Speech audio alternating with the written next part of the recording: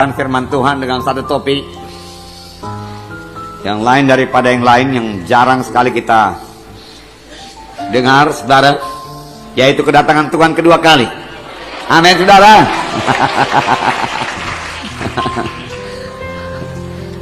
Karena pembacaan Alkitab kita, saudara, sudah sampai pada 1 Tesalonika dan 2 Tesalonika. Dalam 1 Tesalonika dan 2 Tesalonika hal ini diterangkan. 1 Tesalonika dan 2 Tesalonika berbicara banyak mengenai peristiwa-peristiwa pada akhir zaman, terutama kedatangan Tuhan Yesus yang kedua kalinya. Kedatangan Tuhan Yesus yang pertama semua kita sudah tahu di Bethlehem. Tapi Tuhan Yesus berjanji Dia akan datang kedua kalinya. Kapankah itu, saudaraku? Dan apa yang kita perbuat dalam menantikan kedatangan Tuhan Yesus yang kedua kali? Nah, Paulus berkata dalam suratnya kepada sidang Tesalonika, perkara ini perlu kamu ketahui, supaya kamu jangan bingung, jangan takut, dan jangan tertipu oleh orang lain, oleh nubuat, oleh guru-guru palsu. Supaya kamu jangan tertipu, dan supaya kamu tahu mempergunakan waktu-waktu yang masih ada dalam menantikan kedatangan Tuhan kedua kali ini. Supaya jangan ada waktu-waktu yang sia-sia atau dipakainya menunggu-nunggu saja dan tidak bekerja sama sekali. Nah, saudara, dalam menantikan kedatangan Tuhan Yesus ya, kedua kali, dalam masa penantian tersebut, saudara, kita harus bertambah-tambah rajin. Amin. Bertambah-tambah rajin kematian, rajin melayani, bertambah-tambah berbuah. Sebab firman Tuhan berkata, pohon yang tidak berbuah ditebang. Bertambah-tambah dalam disiplin. Amin, saudaraku. Disiplin. Bertambah-tambah suci, berjalan dalam ruh. Dan bertambah-tambah dalam pelayanan, supaya kita menginjil dan memuridkan. Amin. Inilah yang kita kerjakan, saudaraku, sebagian dalam menantikan kedatangan Tuhan Yesus yang kedua kali. Mari kita baca lebih dahulu dalam 2 Tesalonika pasal 2 ayat 1 sampai 4. 2 Tesalonika pasal 2 ayat 1 sampai 4. Sebetulnya 1 sampai 12, tapi kita baca dulu 1 sampai 4. 2 Tesalonika 2 ayat 1 sampai 4. Dapat? Mari kita baca bersama-sama tentang kedatangan Tuhan kita Yesus Kristus dan terhimpunnya kita dengan Dia. Kami minta kepadamu, saudara-saudara, supaya kamu jangan lekas bingung dan gelisah, baik oleh ilham roh maupun oleh pemberitaan atau surat yang dikatakan dari kami, seolah-olah hari Tuhan telah tiba. Janganlah kamu memberi dirimu disesatkan orang dengan cara yang bagaimanapun juga. Sebab sebelum hari itu haruslah datang dahulu murtad, dan haruslah dinyatakan dahulu manusia durhaka yang harus binasa, yaitu lawan yang meninggikan diri di atas segala yang disebut atau yang disembah sebagai Allah. Bahkan ia duduk di bait Allah dan mau menyatakan diri sebagai Allah. Paulus berkata mengenai kedatangan Tuhan kedua kali, janganlah kamu lekas bingung, jangan gelisah, baik oleh ilham roh maupun dia katakan oleh pemberitaan atau surat yang katanya datang dari kami, yang mengatakan hari Tuhan itu sudah tiba. Paulus berkata belum tiba. Jangan kamu bingung, dia katakan. Jangan kamu bingung, jangan gelisah. Sudah tahu yang dimaksud dengan hari Tuhan, yaitu hari kedatangan Tuhan Yesus yang kedua kali. Dia pasti datang. Amin, saudara. Itulah saat yang sangat menggembirakan dan sangat kita tunggu-tunggu. Nah, saudara, di mana waktu Tuhan Yesus nanti datang kedua kali, ya, kita bertemu dengan Tuhan Yesus di udara, tidak di bumi. Ya, kita akan terangkat ke awan-awan. Jadi Tuhan Yesus datang kedua kali ini, saudaraku, ya, ada dua tahap. Tahap pertama dia tidak sampai ke bumi, dia hanya sampai di awan-awan. Dan kita yang percaya naik berjumpa dengan Tuhan Yesus di awan-awan. Orang yang mati dibangkitkan lebih dahulu daripada kita. Boleh jadi selisih waktu beberapa saat atau beberapa detik saja.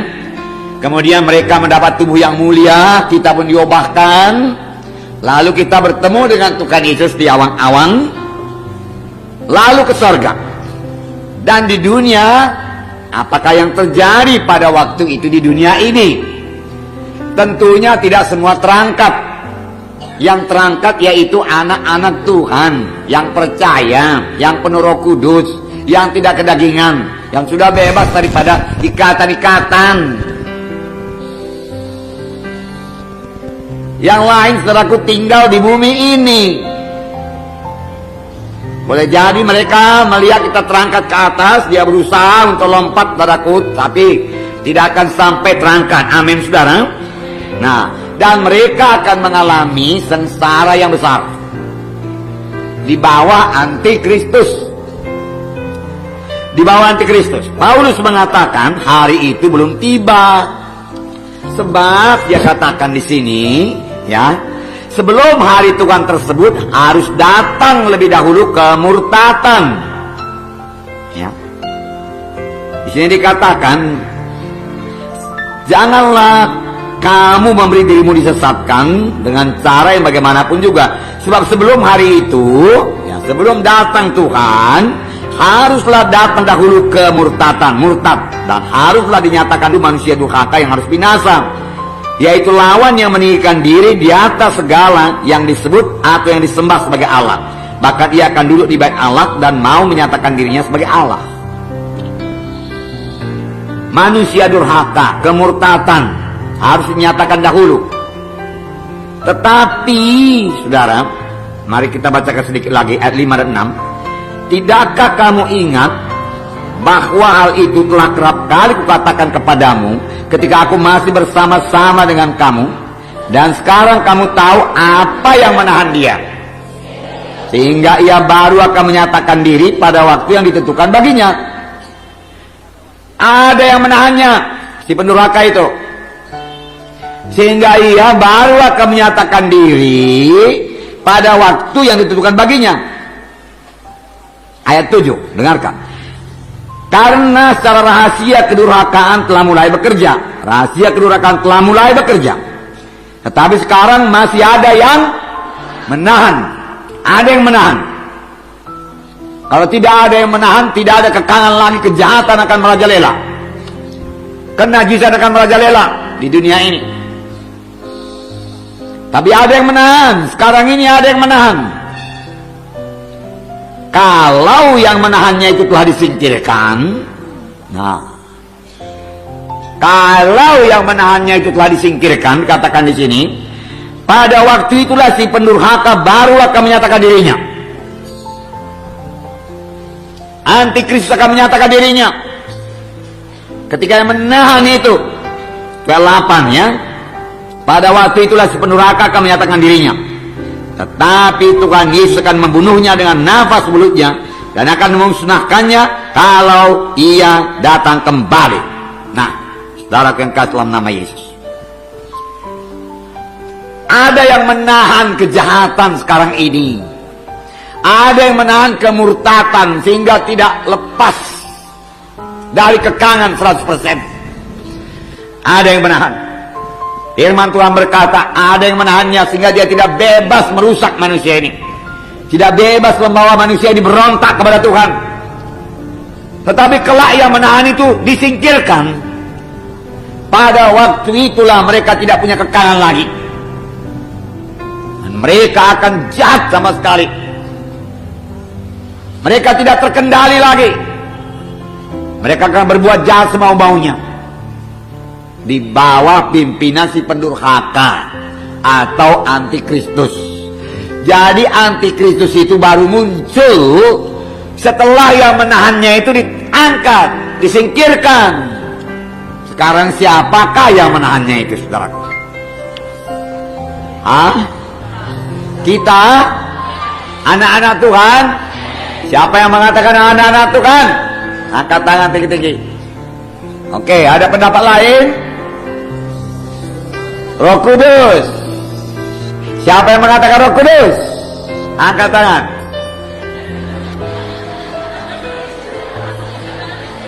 Siapa yang mengatakan dua-dua? Angkat tangan.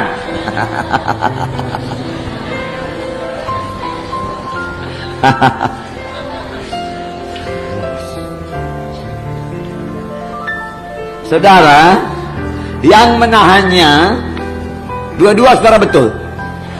Ya, yang mengatakan Roh Kudus juga betul, yang menahannya anak-anak Tuhan juga betul. Kenapa? Karena Roh Kudus tinggal dalam hati kita. Kita adalah bait Allah, amin.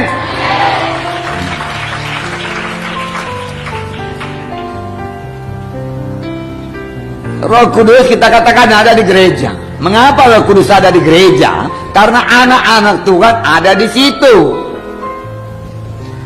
Kalau kita lihat di gereja-gereja yang tua, yang nggak ada lagi anak-anak Tuhan di situ, nggak akan ada Roh Kudus bercokol di situ. Ngapain dia di situ duduk-duduk, barak macam patung? Nggak ada itu. Tapi dia tinggal dalam baitnya, yaitu kita ini. Dia tinggal dalam saya, dia tinggal dalam saudara.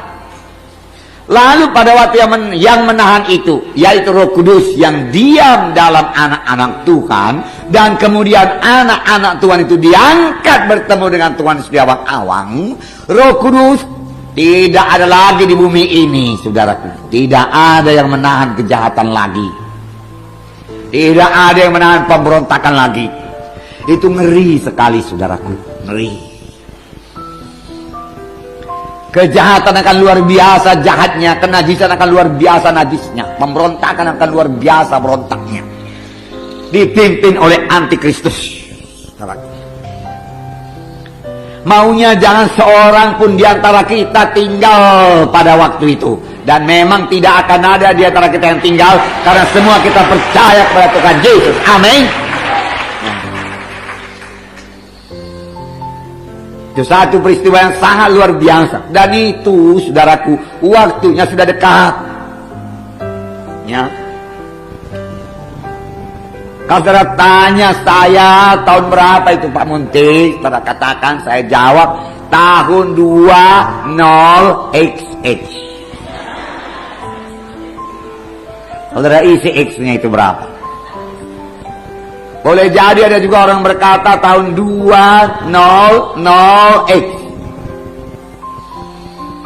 Tapi ada juga yang berkata tahun 1999.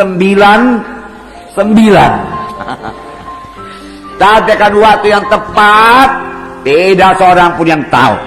Hanya Tuhan minta kita semua berjaga-jaga, berjaga-jaga, amin saudara. Supaya jangan kedatangan Tuhan yang kedua kali itu sebagai pencuri. Kedatangan Tuhan kedua kali sebagai pencuri hanya kepada mereka yang tidak berjaga-jaga. Tapi kepada yang menunggu-nunggu kedatangan Tuhan kedua kali, saudaraku, maka kedatangan Tuhan Yesus tidak akan sebagaimana pencuri. Mereka sudah siap. Rindulah kedatangan Tuhan yang kedua kali. Adakah saudara rindu, saudaraku? Itulah pengharapan orang Kristen, saudara. Luar biasa itu, saudaraku, amin. Luar biasa. Nah, Tuhan ini sudah menjanjikan ini beberapa banyak ayat mengatakan bahwasanya Yesus akan datang kedua kali. Jadi itu tak dapat tiada pasti digenapi. Pasti digenapi. Dalam Yohanes 14 ayat 2, saya bacakan Yohanes 14 ayat 2 dan 3. Di rumah Bapakku banyak tempat tinggal. Jika tidak demikian, tentu aku mengatakannya kepadamu. Sebab aku pergi ke situ untuk menyediakan tempat bagimu. Amin. Jadi ada tempat di sorga, di rumah Bapakku. Di manakah rumah Bapa? Di sorga. Ada rumah saudara di sorga, amin. Ayat 3, dan apabila aku telah pergi ke situ dan telah menyediakan tempat bagimu, aku akan datang kembali. Aku akan datang kembali, amin. Ya. Aku akan datang kembali dan membawa kamu ke tempatku, supaya di tempat di mana aku berada, kamu pun berada, amin, bersama-sama dengan Yesus. Kemudian ayat 28 Yohanes 14 juga, kamu telah mendengar bahwa aku telah berkata kepadamu, aku pergi, tetapi aku datang kembali kepadamu. Aku pergi sekarang, tapi aku datang kembali kepadamu. Begitulah besarnya kasih Tuhan Yesus, saudara. Sebenarnya dia bisa mengangkat kita saja, saudaraku, langsung ke sorga, saudara. Tetapi tidak, Tuhan menjemput. Dia datang, saudara. Dia datang dekat. Dia datang di awan-awan ini, saudara. Ketika Tuhan naik ke sorga, murid-murid menatap Tuhan Yesus, menatap ke sorga. Lalu datang malaikat. Apakah kata malaikat? Malaikat pun tahu bahwasanya Tuhan Yesus akan datang kedua kali. Dia akan kembali lagi ke dunia ini. Malaikat pun tahu. Dalam Kisah pasal 1 ayat 11. Dan malaikat mengatakannya kepada murid-murid. Saya bacakan. Dan berkata kepada mereka, hai orang-orang Galilea, mengapakah kamu berdiri melihat ke langit? Yesus ini, Yesus ini, Yesus ini, amin. Yesus yang sama, saudara. Yesus yang saudara sembah sekarang, di mana saudara bisa bersekutu dengan Dia, yang mendengarkan doa saudara, jamah hati saudara sehingga hati saudara meleleh, saudaraku, dengan kasih Tuhan. Yesus yang berjalan-jalan 2000 tahun yang lalu, Galilea, Judea, Samaria, saudaraku, Yerusalem, saudara. Yesus ini yang terangkat ke sorga meninggalkan kamu, akan datang kembali dengan cara yang sama seperti kamu melihat Dia naik ke sorga. Amin. Haleluya. Akan datang kembali, saudaraku, amin. Dia akan datang kembali. Masih tidak lama lagi, saudara. Masih banyak ayat yang lain yang bicara tentang kedatangan Tuhan Yesus yang kedua kali. Banyak. Nah, saudara, saya terangkan lebih lanjut. Kedatangan Tuhan Yesus yang kedua kali terdiri dari dua bahagian, dua tahap, amin, dua tahap, ya. Tahap pertama, tidak sampai ke bumi, amin. Dia di awang-awang, dan orang percaya naik bertemu Tuhan di awang-awang, lalu masuk ke sorga, terima pahala-pahala. Di bumi terjadi kesengsaraan besar, lamanya 7 tahun, 2 kali 3,5 tahun. Nah, lalu sesudah 7 tahun itu, sesudah berapa tahun?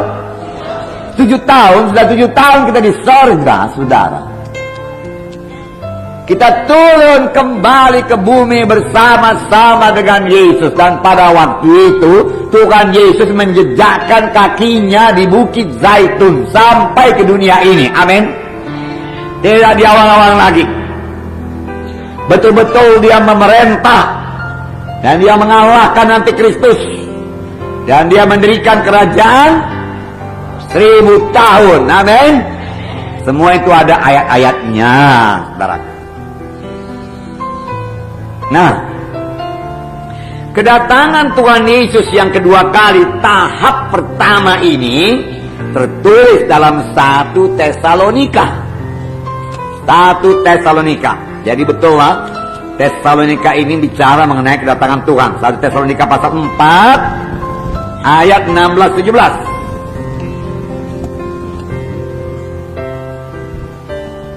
Ah, 16-17. Mari kita baca bersama-sama. Dapat? Mari kita baca bersama-sama. Sebab pada waktu tanda diberi, yaitu pada waktu penghulu malaikat berseru dan sangkakala Allah berbunyi, dan mereka yang mati dalam Kristus akan lebih dahulu bangkit. Sesudah itu kita yang hidup, yang masih tinggal akan diangkat bersama-sama dengan mereka dalam awan menyongsong Tuhan di angkasa. Demikianlah kita akan selama-lamanya bersama-sama dengan Tuhan. Amin. Jadi pada waktu tanda diberi, yaitu pada waktu penghulu malaikat berseru. Jadi ada seruan yang kuat dari penghulu malaikat. Sangkakala Allah berbunyi. Jadi ada tiupan sangkakala yang luar biasa. Luar biasa saat itu, saudara. Kemudian Tuhan sendiri akan turun dari sorga. Apa yang terjadi? Dan mereka yang mati dalam Kristus akan lebih dahulu bangkit. Lebih dahulu bangkit. Sesudah itu kita yang hidup, yang masih tinggal, akan diangkat bersama-sama dengan mereka dalam apa? Awan. Menyongsong Tuhan di mana? Di angkasa. Tidak sampai ke bumi ini. Di angkasa perjumpaan kita. Nah, jadi Tuhan Yesus akan datang dengan satu sorak. Satu sorakan. Sorakan penghulu malaikat. Luar biasa itu. Bunyi sangkakala. Suara riuh rendah. Luar biasa itu. Lalu siapa yang lebih dahulu bangkit?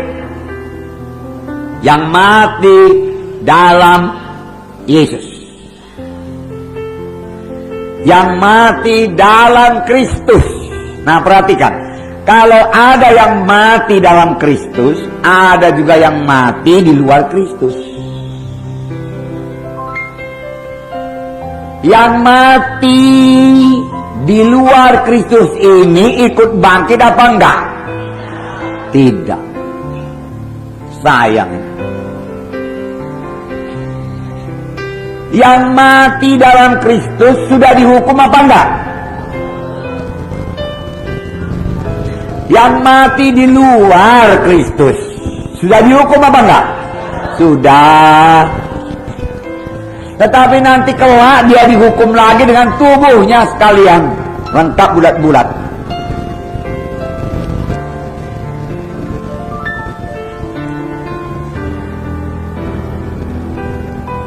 Saudara tahu berapa tahun bedanya?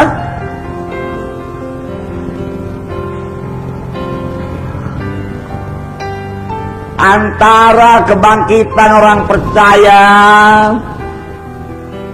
antara kebangkitan orang yang mati dalam Kristus dan kebangkitan orang yang mati di luar Kristus. Berapa tahun bedanya?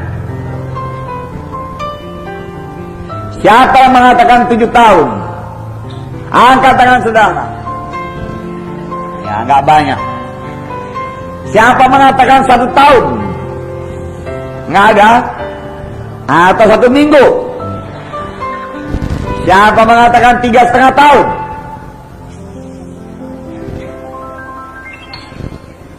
Enggak ada? Oke. Ada pendapat lain?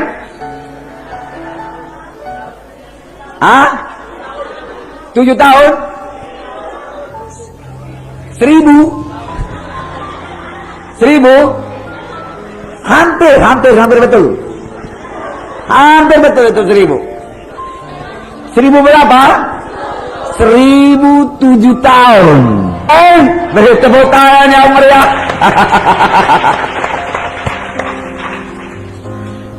1.007 tahun kemudian. Kenapa, saudaraku? Karena kita terangkat jumpa Tuhan di tengah awan-awan, naik ke sorga, terima pahala-pahala di sana, dan di sana terjadi perjamuan kawin anak domba yang besar, saudara. Kemudian setelah 7 tahun di sana dan di dunia pada waktu terjadi sengsara yang besar. Sesudah itu kita turun kembali ke dunia, di mana di dunia ini manusia sudah berontak melawan Tuhan. Dia berkumpul di Harmagedon, saudaraku, ya, dan mengadakan peperangan melawan Tuhan, ya, dan Tuhan kalahkan mereka, dan Tuhan mendirikan kerajaan 1.000 tahun. Setelah selesai 1.000 tahun, setan dilepaskan seketika lamanya. Kemudian banyak orang mengikut setan, dan kemudian Tuhan menghukum mereka sekalian, dan itulah kebangkitan yang kedua, tahta putih. 1007 tahun bedanya. Amin. Kerajaan 1000 tahun aja sudah luar biasa. Saudara tidak akan bertambah tua dalam kerajaan 1000 tahun. 1000 tahun. Umur manusia 1000 tahun kembali. Haleluya. Ya. 1000 tahun. Lalu yang berumur 120 tahun masuk kebaktian anak-anak.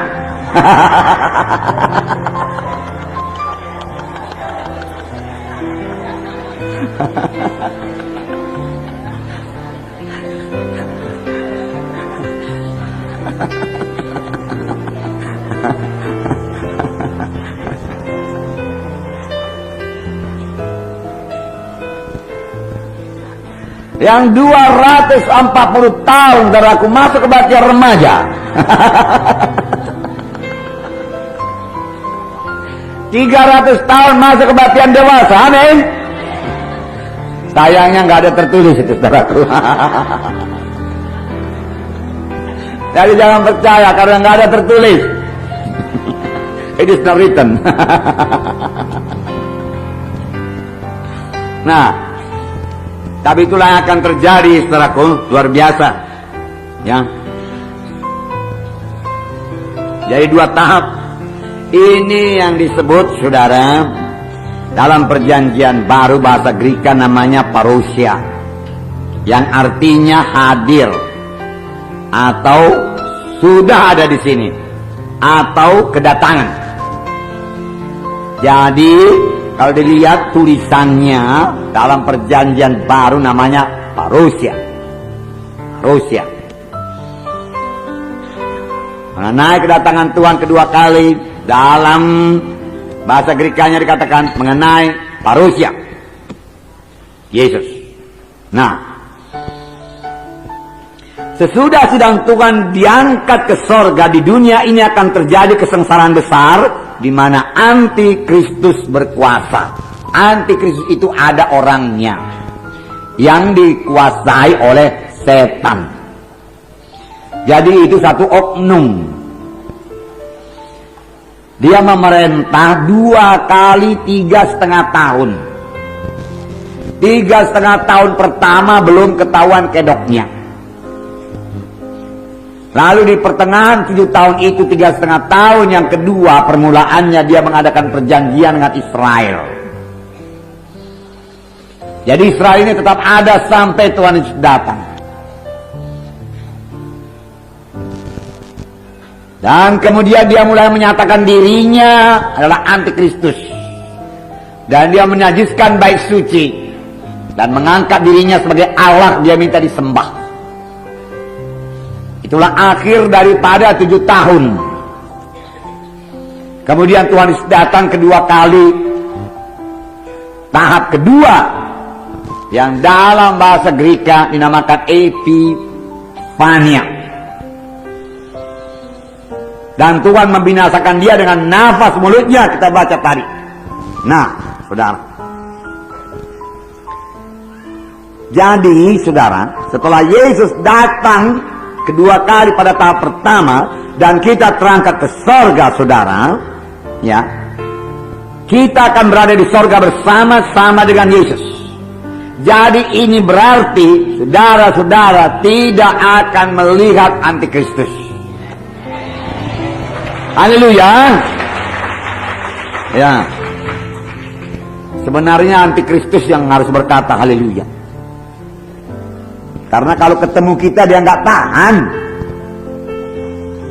Karena firman Tuhan berkata kita yang menahan dia. Nggak cukup kuasanya untuk mengalahkan kita. Ketika yang menahan itu disingkirkan, baru dia bisa muncul. Amin. Kalau tidak, dia tidak bisa muncul. Dia tidak bisa menyatakan diri. Hanya pekerjaan-pekerjaannya saja, kemurtatan di sana sini, pemberontakan sana sini, tapi tidak full. Masih dikekang oleh yang menahan, yaitu Roh Kudus. melalui doa orang percaya, anak-anaknya. Oleh sebab itu, kalau kita berdoa untuk membendung kejahatan, itulah pimpinan Roh Kudus. Membendung kenajisan dan tidak menguasai muda-mudi, itu adalah kehendak Roh Kudus. Karena untuk itulah Roh Kudus diberikan. Roh Kudus memakai kita. Ini luar biasa itu. Ada yang menahan. Jadi kita tidak akan ketemu saudaraku dengan dia.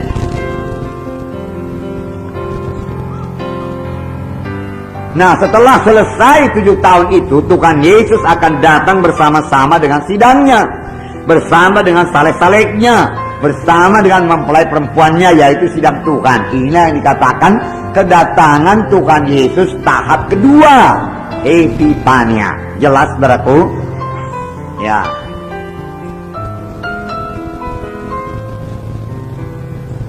Untuk memerintah atas bangsa-bangsa itu yang tertulis, dia menjejakkan kakinya di Bukit Zaitun. Zakaria 14. Zakaria 14 ayat 4. Saya bacakan pada saudara.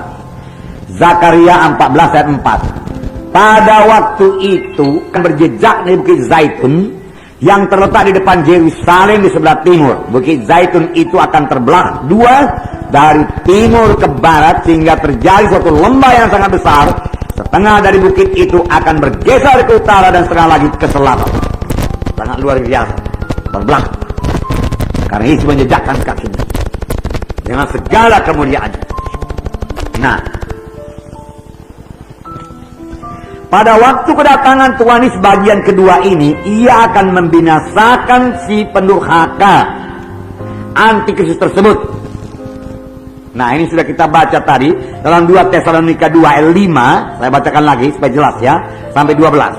Tidakkah kamu ingat 2 Tesalonika 2 ayat 5 bahwa hal itu telah kerap kali kukatakan kepadamu ketika aku masih bersama-sama dengan kamu, dan sekarang kamu tahu apa yang menahan dia, sehingga ia baru akan menyatakan diri pada waktu yang telah ditentukan baginya. Jelas, saudaraku? Jelas ya, ada yang menahan. Dan dia akan menyatakan dirinya ya pada waktu ditentukan baginya. Bukan dia yang menentukan, Tuhan yang menentukan. Amin. Ya. Karena secara rahasia kedurhakaan telah mulai bekerja. Secara diam-diam kedurhakaan itu telah bekerja, tetapi tidak full seperti saya katakan tadi, tidak sepenuhnya, karena ada yang menahan.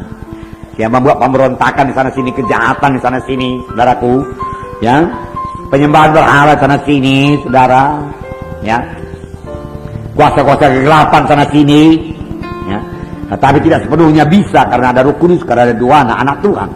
Nah,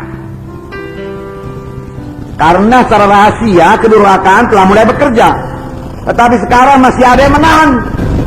Kalau yang menahannya itu telah disingkirkan pada waktu itu si pendurhaka baru akan menyatakan dirinya. Tetapi Tuhan akan membunuhnya dengan nafas mulutnya dan akan memusnahkannya kalau ia datang kembali. Inilah kedatangan Tuhan kedua kali, tahap kedua. Amin. Karena sudah dinyatakan lebih dahulu antikristus, sudah memerintah lebih dahulu antikristus, baru Tuhan datang membinasakan dia dengan nafas mulutnya saja. Nah, kedatangan si pendurhaka itu adalah pekerjaan iblis dan akan disertai dengan rupa-rupa perbuatan ajaib, tanda-tanda dan mujizat palsu. Kapan itu? Bukan sekarang. Amin. Walaupun rahasia kedurhakaan, penipuan sudah bekerja sedikit demi sedikit, maka sekarang pun ada juga mujizat-mujizat palsu, sama sebagaimana mujizat-mujizat Firaun. Tetapi nanti akan dinyatakan secara besar-besaran dan banyak orang akan tertipu. Dan tentu saja untuk menyatakan mujizatnya itu nanti dia akan memakai segala mass media yang ada di dunia ini. Apakah itu TV, apakah itu film, apakah itu internet, apakah itu email, barat dan lain sebagainya. Sehingga semua disesatkan dan memberontak terhadap Tuhan dan mau berperang melawan Tuhan Yesus. Kalau tidak, siapa yang berani berperang melawan Tuhan Yesus, melawan Tuhan? Tetapi karena mereka setelah tertipu dengan mujizat-mujizat palsu ini semua, mujizat-mujizat yang sangat luar biasa. Mereka berkumpul, bangsa-bangsa berkumpul, luar biasa banyaknya. Buku Wahyu mengatakannya mereka berkumpul di Harmagedon untuk melawan Israel.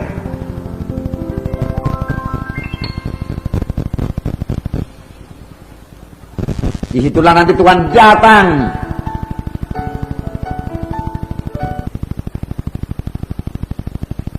Ratusan juta. Dan darah akan mengalir padaku setinggi leher kuda.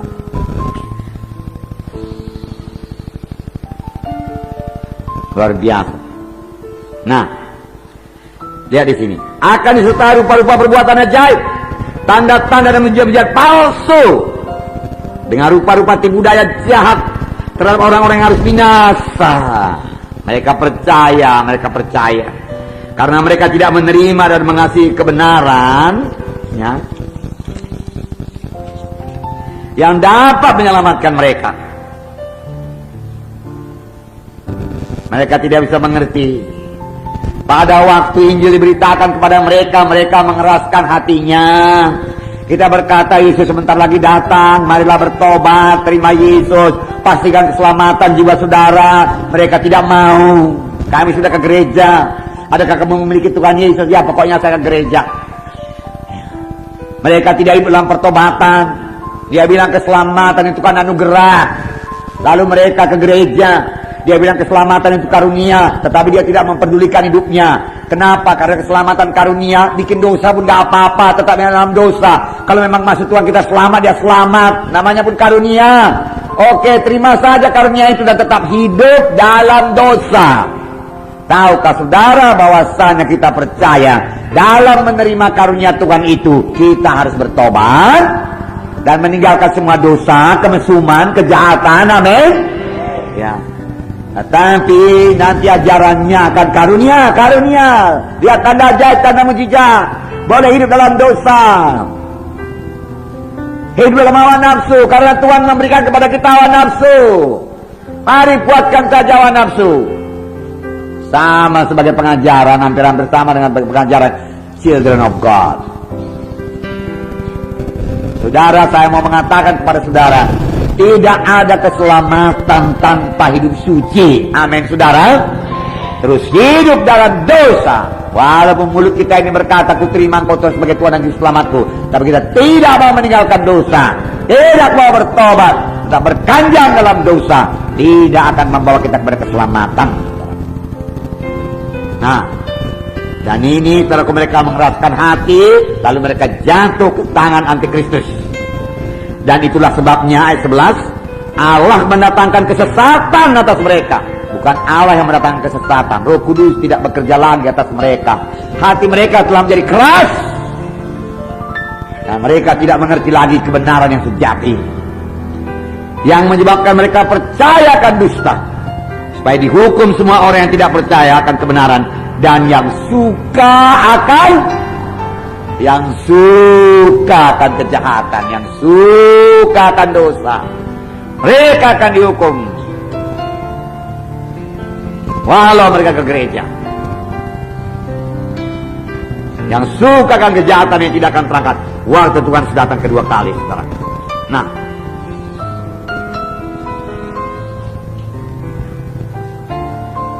apabila yang menahannya disingkirkan, pada waktu itulah si pendurhaka menyatakan dirinya.